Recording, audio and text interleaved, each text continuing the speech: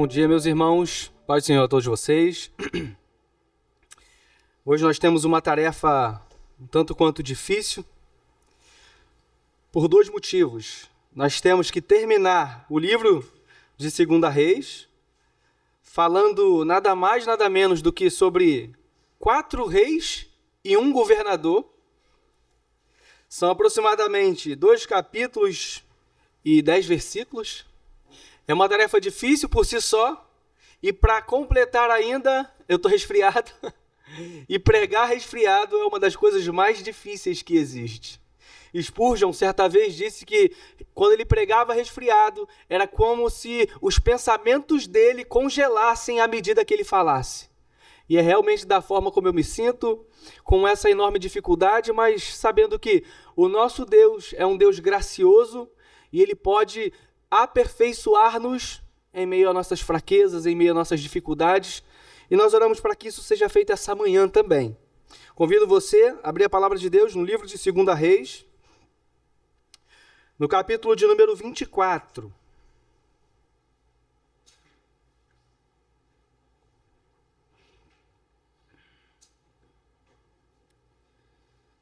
Segunda Reis 24,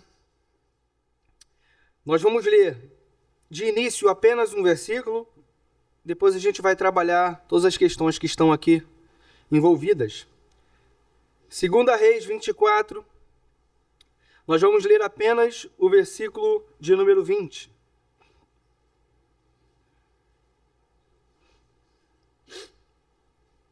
Todos encontraram?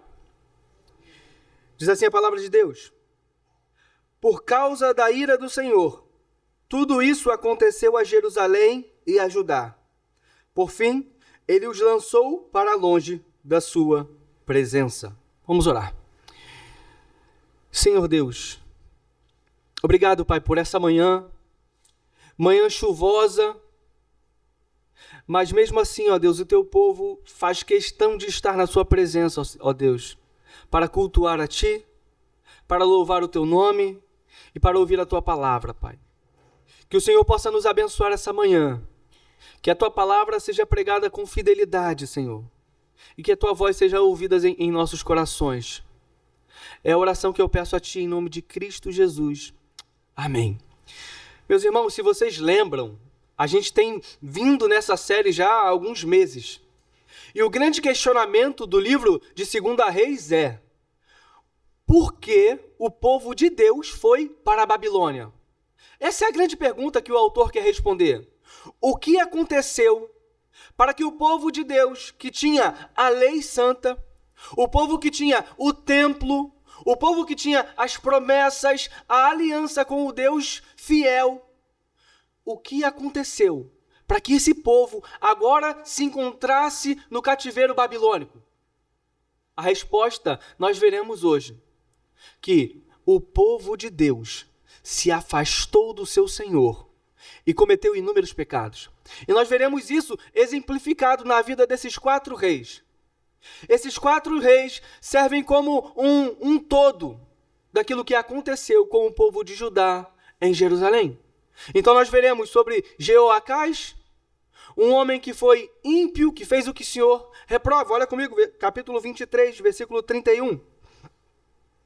Jeoacás tinha 23 anos de idade quando começou a reinar, e reinou 3 meses em Jerusalém. O nome de sua mãe era Hamutal, filha de Jeremias. Ela era de Libna. Ele fez o que o Senhor reprova, tal como seus antepassados. Aqui a gente já tem o início de como tudo vai acabar. O início do fim começa quando o povo faz o que o Senhor reprova. E esse homem chamado Jeoacás, ele faz o que o Senhor reprova. Ele não segue os caminhos de seu pai Josias. Se você lembra do capítulo, da última pregação, no capítulo 23, você vai lembrar que Josias foi um homem bom, foi um homem fiel a Deus, que fez reformas não apenas estruturais, não apenas militares, mas também reformas espirituais no meio da nação de Judá. Josias foi um bom rei, um rei temente a Deus. Mas seu filho Jeoacás, que assume o trono depois que Josias morre, é um homem que faz aquilo que o Senhor reprova. É um homem mau. E perceba, esse homem mau vai ser atacado pelo faraó Neco. Olha comigo, versículo de número 33. O faraó Neco o prendeu em Ribla, na terra de Ramate, de modo que não mais reinou em Jerusalém. O faraó também impôs a Judá um tributo de 3,5 toneladas de prata e 35 quilos de ouro. Colocou Eliaquim, filho de Josias, como rei no lugar de seu pai, Josias, e mudou o nome de Eliaquim para Jeoaquim. Mas levou Jeoacás para o Egito, onde ele morreu.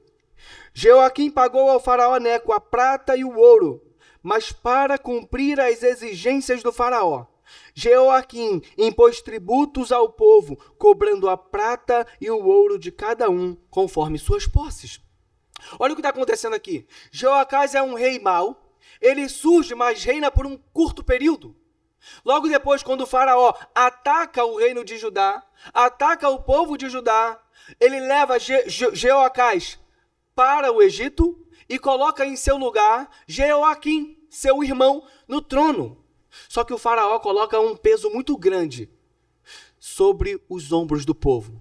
Ele exige que o povo pague tributos, pague ouro, prata, joias, tesouros. Só que o povo já era um povo que estava empobrecido por causa da guerra. Então, Jeoaquim assume o reinado e o que ele faz? Ele coloca uma carga a mais sobre o povo. Ele oprime ainda mais o povo de Deus. E aqui em 2 Reis, não nos é dito como ele fez isso, mas o profeta Jeremias nos traz essa informação. Abra comigo a palavra de Deus em Jeremias capítulo 22.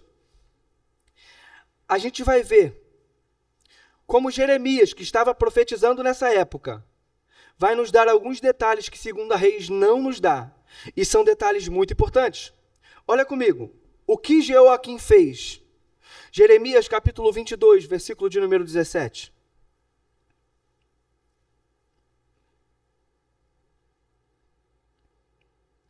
Ele está falando aqui acerca de Jeoaquim. Jeremias diz o seguinte: mas você não vê nem pensa noutra coisa, além de lucro desonesto, derramar sangue inocente, opressão e extorsão.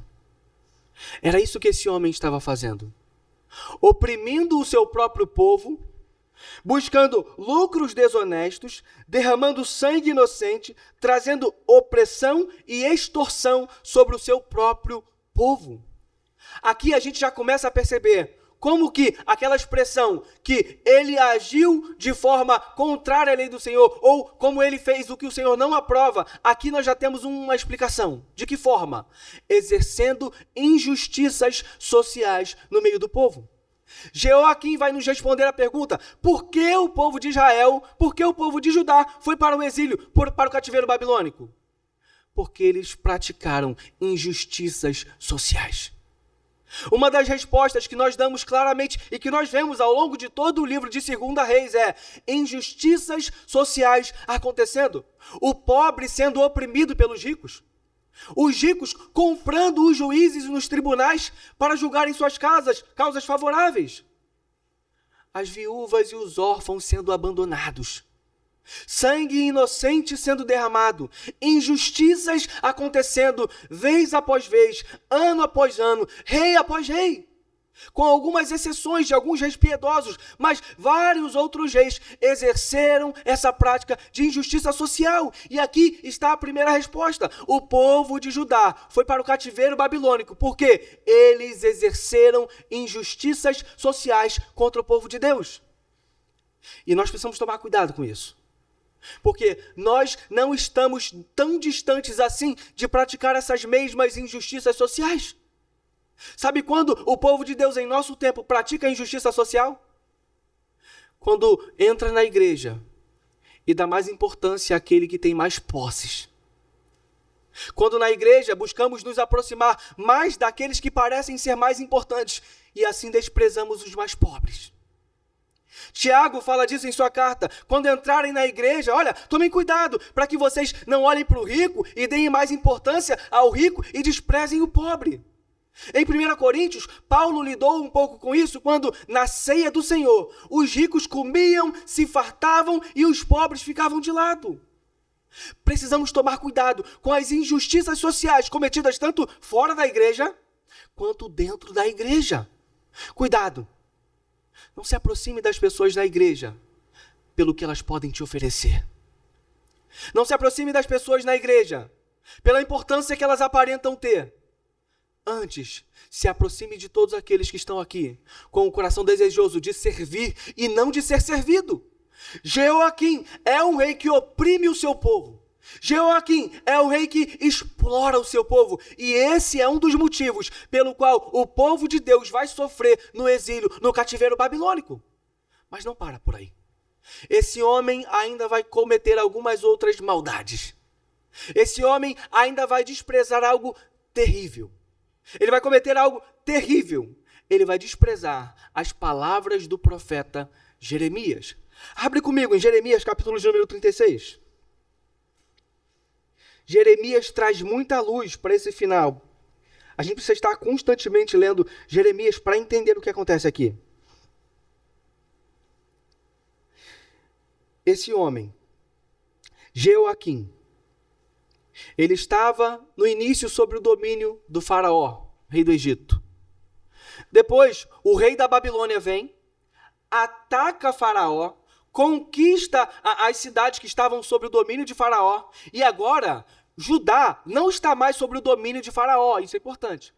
Agora, nessa parte do reinado de Jeoaquim, a Babilônia já está exercendo poder e influência sobre Judá. Então, agora, Jeoaquim não é mais um vassalo do povo do Egito. Agora, Jeoaquim é um vassalo dos babilônios. E Jeoaquim vai ficar ali por algum tempo, exercendo esse reinado sobre o domínio dos babilônios. O profeta Jeremias vai exortar Jeoaquim a todo instante que ele não faça aliança com outros povos tentando enfrentar esse rei. Mas esse homem, ele vai ouvir as palavras do profeta e olha o que ele vai fazer. Jeremias, capítulo de número 36, versículo de número 14. Então todos os líderes mandaram por intermédio de Jeudi, filho de Netanias, neto de Selemias, bisneto de Cuxi, a seguinte mensagem a Baruque: pegue o rolo que você leu ao povo e venha aqui. Baruque, filho de Nerias, pegou o rolo e foi até eles. Disseram-lhe: sente-se e leia para nós. Que rolo é esse? Vamos dar uma pausa. Deus veio ao profeta no início do capítulo 36 e disse assim: Jeremias, escreva num rolo as palavras que eu vou dizer a você, e então você vai ler essas palavras para o povo e para o rei, a fim de que eles talvez se arrependam de seus pecados e se voltem para mim. Jeremias, então, obedientemente, escreve as palavras que Deus diz a ele. E agora ele está lendo as palavras para os líderes do povo. Continua o texto, versículo de número 16. Então Baruque leu para eles. Quando ouviram todas aquelas palavras, entreolharam-se com medo e disseram a Baruque: é absolutamente necessário que relatemos ao rei todas essas palavras. Perguntaram a Baruque: diga-nos, como você escreveu tudo isso? Foi Jeremias quem o ditou a você? Sim, Baruque respondeu. Ele ditou todas essas palavras e eu as escrevi com tinta no rolo.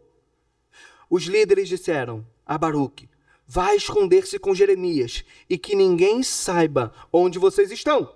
Então deixaram o rolo na sala de Elisama, o secretário, foram ao pátio do palácio real e relataram tudo ao rei. Olha agora. O rei mandou Jeudi pegar o rolo. E Jeudi o trouxe da sala de Elisama, o secretário, e leu ao rei e a todos os líderes que estavam a seu serviço. Pausa. Olha aqui. O rolo que Jeremias escreveu, com as palavras ditadas por Deus, estava sendo lido na presença do rei Jeoaquim. O que você espera que um rei, um governante do povo de Deus faça quando ele está diante da palavra desse próprio Deus? Talvez você espere arrependimento. Talvez você espere quebrantamento.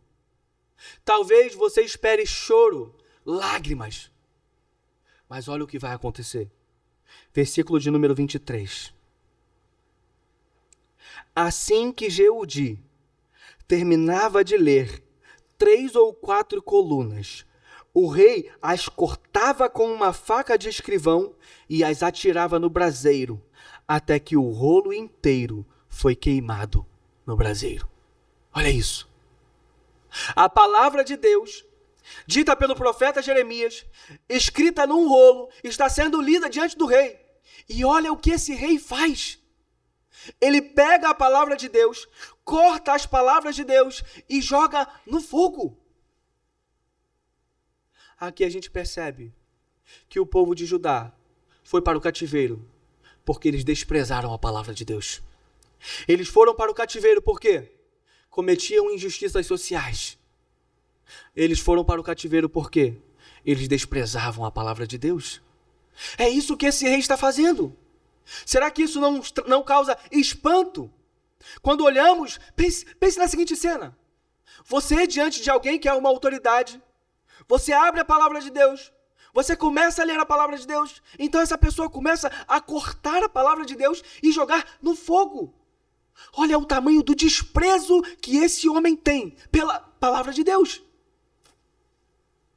O grande problema é que, em nosso tempo, muitos têm feito isso. Eles não cortam mais a palavra de Deus e lançam no fogo como o rei. Não. Eles simplesmente negligenciam a palavra de Deus. Não dão ouvidos àquilo que é pregado. Não dão ouvidos àquilo que é falado. Na verdade, fecham suas mentes e seus corações e fingem não entender, não ouvir a palavra de Deus. Na verdade, é até um pouco pior. Muitos, para não dizer que têm negligenciado a palavra de Deus, eles distorcem a palavra de Deus. Pessoas que estão diante da palavra, diante da Escritura, diante da vontade de Deus, mas acabam distorcendo a vontade de Deus para então agir como bem entendem. Esse é o perigo, meus irmãos, que nós devemos estar sempre atentos. Nós não podemos, como um povo de Deus, desprezar as palavras do nosso Deus. Sabe quando isso acontece? Sabe quando eu e você desprezamos a palavra de Deus? Quando nós a temos diante de nós, com ordens claras, e mesmo assim ignoramos e seguimos em nossos pecados. Quando a palavra de Deus claramente diz, não faça isso. E nós conhecemos o texto bíblico. Nós sabemos o que está escrito. O texto vem à nossa mente. Mas ainda assim, cometemos aquele determinado pecado. Olha para a sua vida. Vê se não é assim. Vê se não tem momentos que o pecado aparece diante de você. E na mesma medida que o pecado vem, a palavra de Deus também se torna clara diante de você. Mas ainda assim, por algum motivo, você simplesmente ignora. Em seu coração, você pega as palavras de Deus, as corta e joga no fogo. Meus irmãos, que Deus tenha misericórdia de nós. Porque foi exatamente isso que esse rei fez. E esse é um dos motivos pelos quais o povo de Deus está indo para o cativeiro babilônico. Eles estão sob o domínio da Babilônia. Eles estão sofrendo algumas coisas terríveis que um cativeiro possível, que uma invasão possível traz consigo. Mas ainda assim, não há qualquer menção de que eles busquem a Deus. Na verdade, esse homem está ignorando a Deus. Mas o texto continua. Olha comigo. Versículo de número 8. Joaquim, ele não consegue resistir. Ele é levado para a Babilônia. Ele é morto. E aí, Joaquim, seu filho, versículo 8 do capítulo 24, 2 Reis, assume. Joaquim tinha 18 anos de idade quando começou a reinar e reinou 3 meses em Jerusalém. O nome de sua mãe era Neusta, filha de Eunatã. Ela era de Jerusalém. E olha agora, mais uma vez. Ele fez o que o Senhor reprova, tal como seu pai. Assim como Joaquim desprezou a palavra de Deus, Assim como Jeoaquim cometeu injustiças sociais contra o povo de Deus, Joaquim, filho dele, segue a mesma linha de seu pai. E nesse período, enquanto isso, tem alguém profetizando. Tem alguém falando, olha, se arrependam, se voltem para Deus, mudem seus caminhos. Mas o profeta Jeremias não é ouvido. E olha o que acontece. Naquela ocasião, versículo 10, os oficiais de Nabucodonosor, rei da Babilônia, avançaram até Jerusalém e a cercaram. Enquanto seus oficiais a cercavam, o próprio Nabucodonosor veio à cidade. Então Joaquim, rei de Judá, sua mãe, seus conselheiros, seus nobres e seus oficiais se entregaram. Todos se renderam a ele. Esse homem decide se entregar ao rei da Babilônia. E junto com essa entrega, o restante do texto vai dizer para a gente que Nabucodonosor, ao invadir, ele vai fazer aqui a sua primeira deportação. É aqui o primeiro momento onde ele vai entrar em Judá, onde ele vai entrar em Jerusalém e vai levar dessa cidade os principais homens. Ele vai levar os sábios, ele vai levar os líderes, vai levar o próprio rei Joaquim para a Babilônia. Mas não apenas isso, ele vai levar os tesouros do templo de Deus para a Babilônia. Olha o que está acontecendo com o povo de Deus. Olha quais são as consequências de você negligenciar constantemente a palavra de Deus. Olha aqui as consequências de você viver constantemente em pecado atrás de pecado. O povo de Deus está sendo levado para o cativeiro babilônico. Que tragédia. Isso é trágico. Mas não para por aqui. As coisas ainda vão piorar mais um pouco. O rei Zedequias é colocado para reinar sobre o povo. Mais uma vez, a Babilônia vem, tira Joaquim e coloca Zedequias, que era seu parente, para reinar sobre o povo em Judá. Então agora, mais uma vez, a Babilônia tem um rei vassalo, alguém que ela domina, alguém que ela manda. Mas olha só o que vai acontecer. Zedequias vai reinar em Judá por 9 anos, sob o domínio dos babilônios. Depois de 9 anos, ele vai se rebelar contra esse domínio. Olha comigo, versículo de número 18. Zedequias tinha 21 anos de idade quando começou a reinar, e reinou 11 anos em Jerusalém. O nome de sua mãe era Amutal, filha de Jeremias. Ela era de Líbna. Ele fez o que o Senhor reprova, tal como fizera Jeoaquim. Por causa da ira do Senhor, tudo isso aconteceu a Jerusalém e a Judá. Por fim, ele os lançou para longe da sua presença. Ora, Zedequias rebelou-se contra o rei da Babilônia. Então, no 9º ano do reinado de Zedequias, no 10º dia do 10º mês, Nabucodonosor, rei da Babilônia, marchou contra Jerusalém com todo o seu exército. Ele acampou em frente da cidade e construiu rampas de ataque ao redor dela. Olha o que está acontecendo. Zedequias assume o reinado. Ele reina durante 9 anos, se submetendo ao Império Babilônico. Depois de 9 anos, ele se rebela contra o rei da Babilônia. Mais uma vez, 2 Reis não nos explica de que forma esse homem se rebelou contra o Império Babilônico. Mas Jeremias, o profeta que está lá dentro, observando tudo, ele nos relata o que aconteceu. Zedequias forma uma aliança anti-babilônica. E essa aliança é formada com amonitas, moabitas, o povo de Tiro e Sidom. Ele manda embaixadores dessas cidades vêm até Jerusalém para se reunir com Zedequias. Mas Jeremias diz, olha, ouçam todos vocês, não adianta tramar contra o Império Babilônico. Não adianta se unir, se juntar contra esse império, porque foi o próprio Deus que os levantou para punir todos vocês. Não vai dar em nada. Zedequias insiste e envia cartas ao rei do Egito, pedindo ajuda. E olha o que Jeremias diz no capítulo 37. Jeremias 37. É importante que a gente leia. Zedequias se rebelou contra o rei da Babilônia. Olha o capítulo 37 de Jeremias, no versículo 6.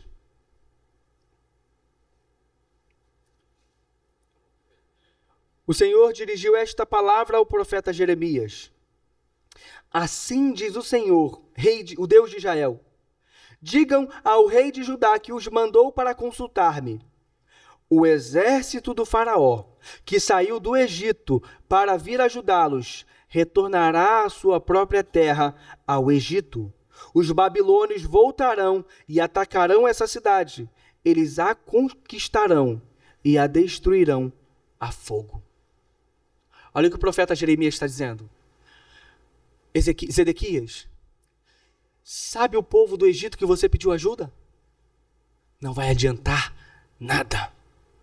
Eles vão sair, mas eles vão voltar para suas cidades. E depois o rei da Babilônia vai voltar até você, vai atacar você e então vai colocar fogo nessa cidade. É o que o profeta Jeremias está falando.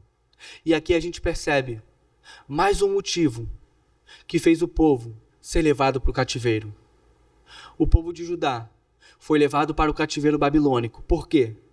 Buscava alianças com outros povos e não buscava o seu próprio Deus. Não é incomum que vejamos isso ao longo do livro de Reis. Em alguns momentos, tanto o reino de Israel quanto o reino de Judá, ao invés de correrem para Deus pedindo socorro, correm para outras nações pedindo que façam uma aliança. Correm para outras nações pensando que se unirem forças conseguirão derrotar os inimigos. Eles fizeram isso contra os babilônios. Eles fizeram isso pedindo ajuda ao Egito. Mas isso não é suficiente. Isso não pode acontecer. Deus não vai permitir. É a mão de Deus lutando contra o seu próprio povo. Por isso não importa quantas nações estejam unidas a ajudar. Não importa quantos homens eles consigam reunir, não importa quantos cavalos eles consigam ter, eles não vão vencer os inimigos. Por quê? É a mão de Deus, é a ira de Deus pesando sobre o seu próprio povo. O povo de Judá foi para o exílio, porque ao invés de buscar o seu Deus, preferiu buscar a ajuda de outros povos. E mais uma vez, a gente não pode deixar de trazer isso para a nossa própria vida. Quantas vezes, diante de adversidades, quantas vezes, diante de dificuldades, de momentos difíceis, não vamos a Deus em primeiro lugar?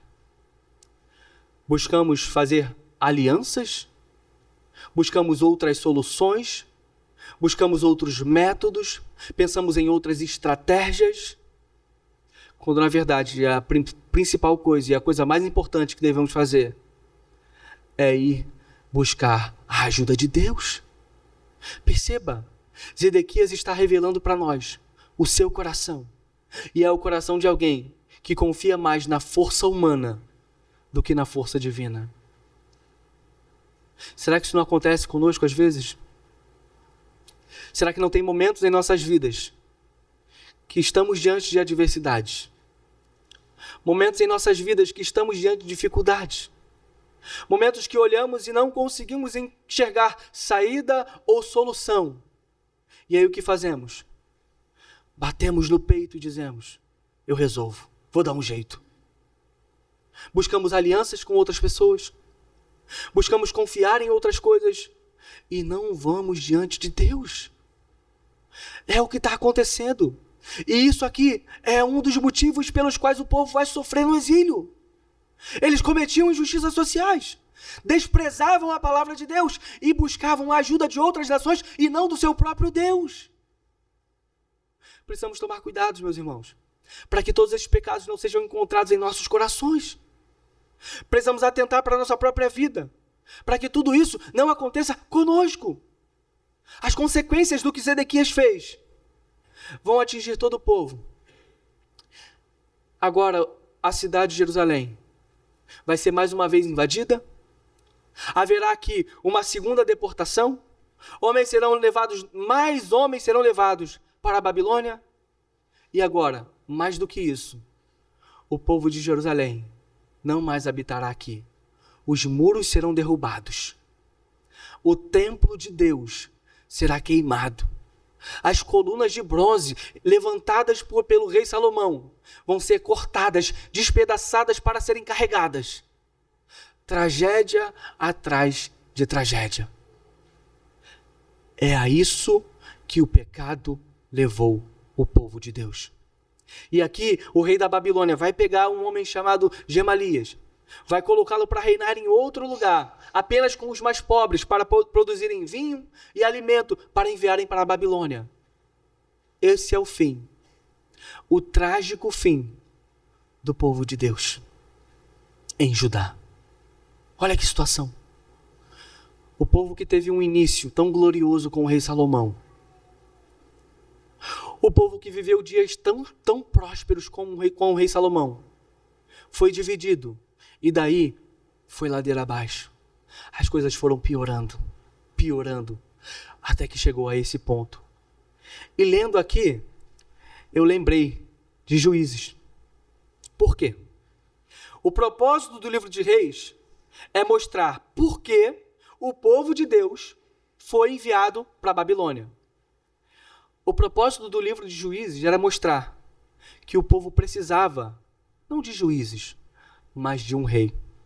Se você está familiarizado com a leitura de Juízes, você lembra que a todo momento o autor faz questão de dizer: naquela época não havia rei em Israel, cada um fazia o que bem entendia. Lembra disso? O autor de Juízes queria mostrar: olha, tá vendo? Quando a gente não tem rei, tudo vira uma bagunça. Então precisamos de um rei. Então vem o livro de Ruth para explicar quem é esse rei, de onde que esse rei veio, trazendo a genealogia de Davi lá no final. Aí a gente percebe, aqui no livro de 2 Reis, que a solução não eram os juízes, o povo pensava, era um rei. Mas aqui a gente percebe que não. A solução não é um rei. A solução é o rei. Reis humanos e terrenos falharam, assim como os juízes falharam. Reis humanos e terrenos levaram o povo à destruição, ao cativeiro babilônico.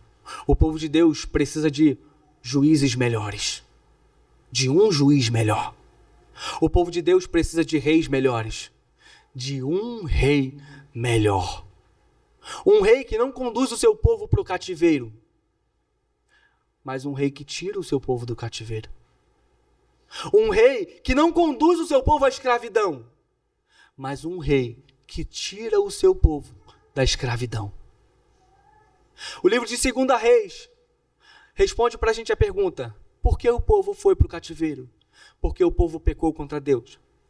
Só que, felizmente, o livro não acaba aqui. O livro de 2 Reis não acaba com esse tom melancólico. O livro de 2 Reis não acaba com esse tom de fazer chorar-nos. Não. O livro de 2 Reis acaba com um tom de esperança. Olha comigo, versículo de número 27 do capítulo 25. Olha a esperança.